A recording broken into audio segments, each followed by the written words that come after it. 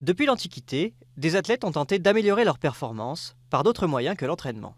Lors des Jeux olympiques antiques, les athlètes grecs mangeaient de la viande de chèvre pour mieux sauter ou de la viande de taureau pour mieux lancer.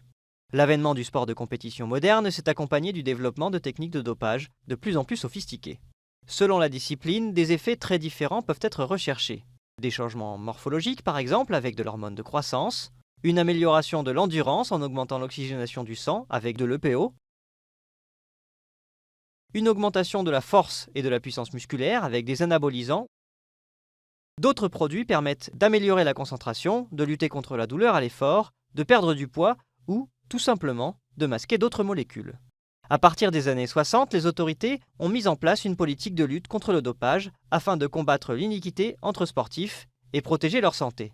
Depuis, les médecins et chercheurs se livrent à une véritable escalade contre les techniques de dopage. L'Agence mondiale antidopage, créée en 1999, définit les règles et pratiques de la lutte contre le dopage. Elle diffuse, notamment, et met à jour la liste des produits interdits.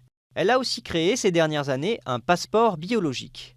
Plutôt que de chercher à détecter les produits dopants, au risque de passer à côté des nouveautés non répertoriées, un certain nombre de variables biologiques sont mesurées régulièrement chez les athlètes. Des fluctuations brutales ne sont pas naturelles et révèlent alors l'usage probable de produits illicites.